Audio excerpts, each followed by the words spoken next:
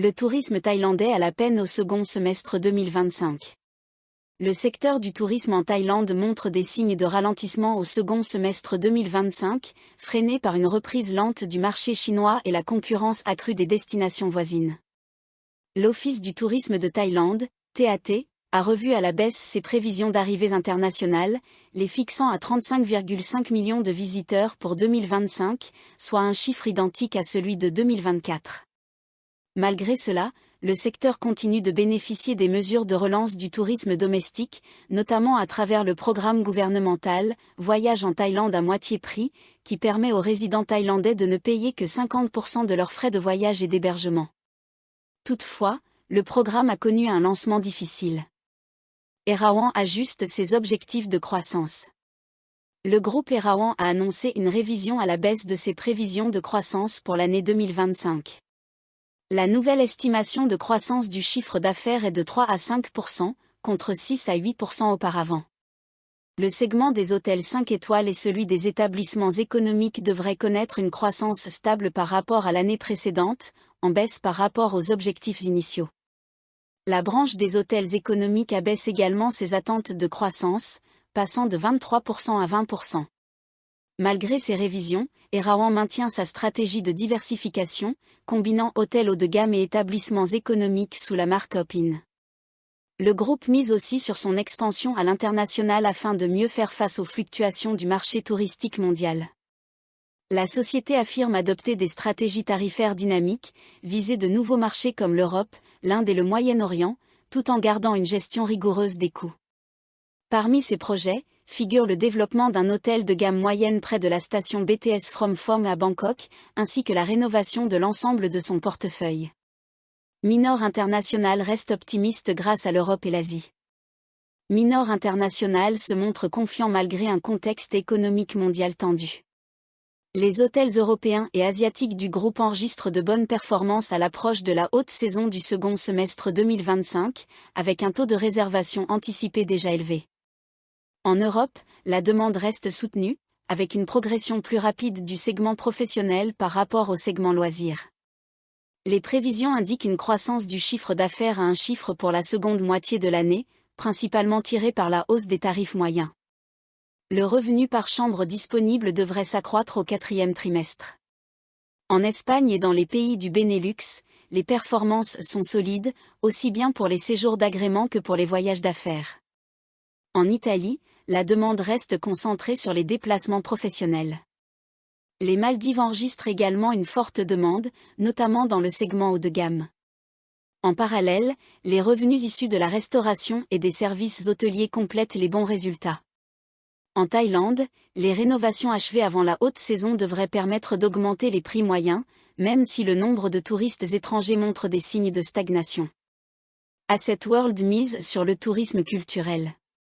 Asset World poursuit l'expansion de son portefeuille au second semestre. Parmi les nouveautés figurent l'Anatic Kalar, une nouvelle destination culturelle à Chiang Mai dédiée à la culture Lana.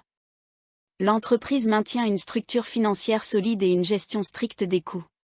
Elle bénéficie également des effets positifs du programme « Voyage en Thaïlande à moitié prix » qui a stimulé la demande dans des villes comme Hue Ai et Pattaya. Les partenariats stratégiques avec des réseaux internationaux, totalisant plus de 710 millions de voyageurs, ont permis d'augmenter les réservations directes à 70%. Cette dynamique se ressent particulièrement à Chiang Mai, Koh Samui, Krabi et Pattaya.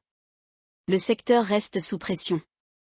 Plusieurs éléments continuent d'exercer une pression sur le secteur touristique au second semestre 2025.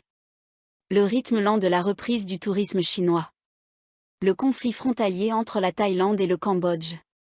Les incertitudes économiques dans plusieurs pays, liées à l'évolution des politiques commerciales internationales. À cela s'ajoute la volatilité des devises et les impacts du changement climatique, qui constituent des défis persistants. Face à ces incertitudes, les entreprises touristiques adaptent leur stratégie, avec un accent mis sur la stabilité financière et la gestion de la trésorerie.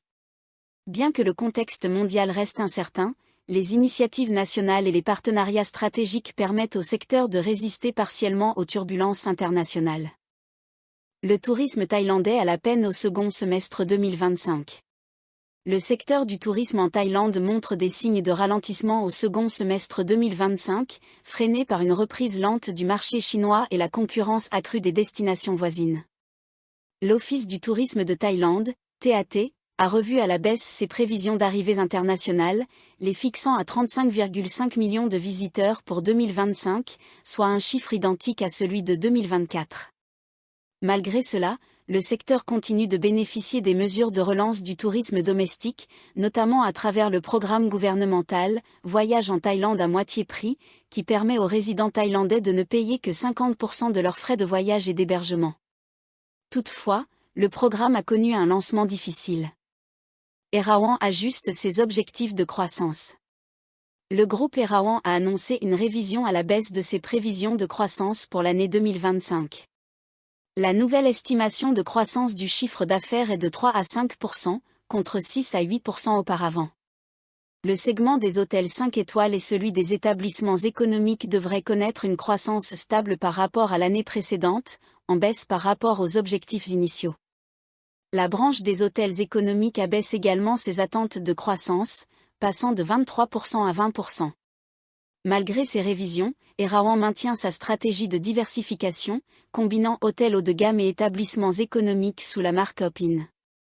Le groupe mise aussi sur son expansion à l'international afin de mieux faire face aux fluctuations du marché touristique mondial. La société affirme adopter des stratégies tarifaires dynamiques, viser de nouveaux marchés comme l'Europe, l'Inde et le Moyen-Orient, tout en gardant une gestion rigoureuse des coûts. Parmi ces projets, figure le développement d'un hôtel de gamme moyenne près de la station BTS From Phom à Bangkok, ainsi que la rénovation de l'ensemble de son portefeuille. Minor International reste optimiste grâce à l'Europe et l'Asie. Minor International se montre confiant malgré un contexte économique mondial tendu. Les hôtels européens et asiatiques du groupe enregistrent de bonnes performances à l'approche de la haute saison du second semestre 2025, avec un taux de réservation anticipé déjà élevé. En Europe, la demande reste soutenue, avec une progression plus rapide du segment professionnel par rapport au segment loisirs. Les prévisions indiquent une croissance du chiffre d'affaires à un chiffre pour la seconde moitié de l'année, principalement tirée par la hausse des tarifs moyens. Le revenu par chambre disponible devrait s'accroître au quatrième trimestre. En Espagne et dans les pays du Benelux, les performances sont solides, aussi bien pour les séjours d'agrément que pour les voyages d'affaires.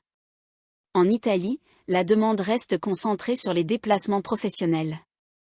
Les Maldives enregistrent également une forte demande, notamment dans le segment haut de gamme.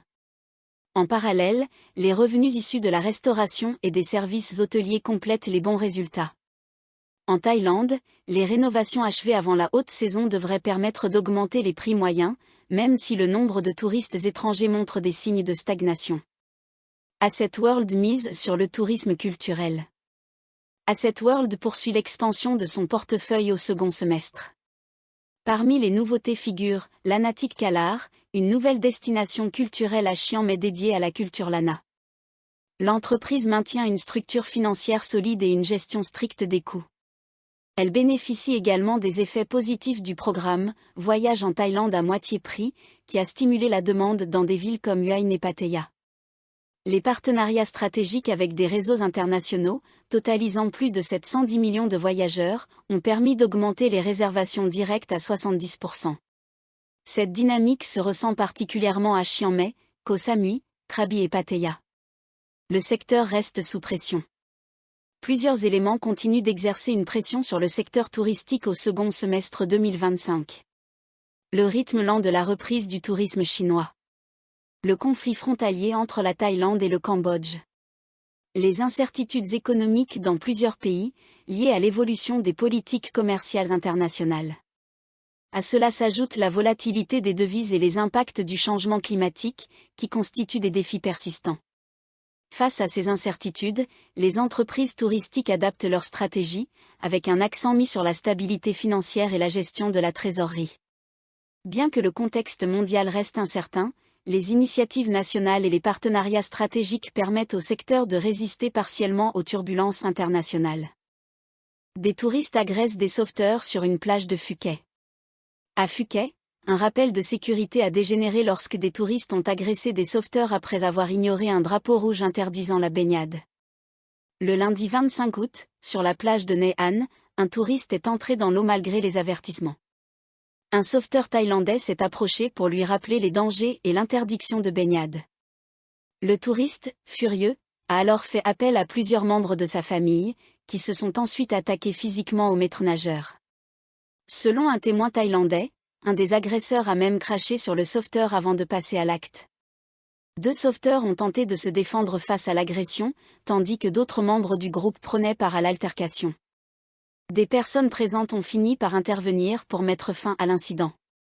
Les sauveteurs ont ensuite rappelé que la plage était placée sous stricte surveillance et que leur objectif était de maintenir un bilan de 0 décès cette année. Ils ont appelé au respect des consignes de sécurité pour protéger les vies et permettre aux sauveteurs de continuer leur travail dans de bonnes conditions. La vidéo fait scandale sur les réseaux sociaux. L'agression a été filmée par des témoins et diffusée sur la page Facebook News Hawk Phuket. Plusieurs administrations locales ont été identifiées dans la publication pour qu'elles prennent des mesures contre les touristes impliqués. Les réactions sur Internet ont été vives. De nombreux internautes ont dénoncé un comportement inacceptable, saluant le sang-froid des sauveteurs et réclamant des sanctions contre les agresseurs. Le maire de Raweh, Dem Kratadsan, a qualifié les individus de « touristes de mauvaise qualité » et a affirmé que ce type d'incident était trop fréquent. Il s'est engagé à donner suite à l'affaire de manière sérieuse. Une compensation versée par les touristes. Le mercredi 27 août, la police de Chalon a confirmé avoir identifié et interrogé les responsables, des touristes originaires du Koweït. L'un d'eux a accepté de verser une compensation de 200 000 bahts, environ 5 300 €, pour les soins médicaux et les dommages causés. Les agresseurs devaient également rencontrer les autorités municipales de Raweh pour présenter des excuses officielles et assumer la responsabilité de leurs actes. Une série de noyades a Phuket malgré les drapeaux rouges. Cet incident intervient dans un contexte préoccupant, marqué par plusieurs noyades récentes.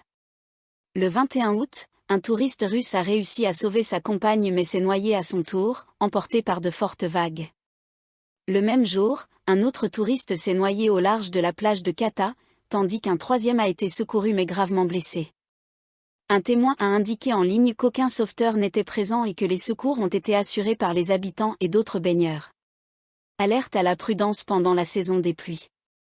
Entre mai et octobre, la mer d'Andaman est particulièrement dangereuse en raison de la mousson. Les plages de Phuket sont souvent soumises à de fortes vagues et à des courants puissants appelés baïnes, à l'origine de nombreuses noyades chaque année. Des drapeaux rouges sont installés pour signaler l'interdiction formelle de se baigner. Ignorer ces avertissements met non seulement les nageurs en danger, mais expose aussi les sauveteurs à des interventions risquées.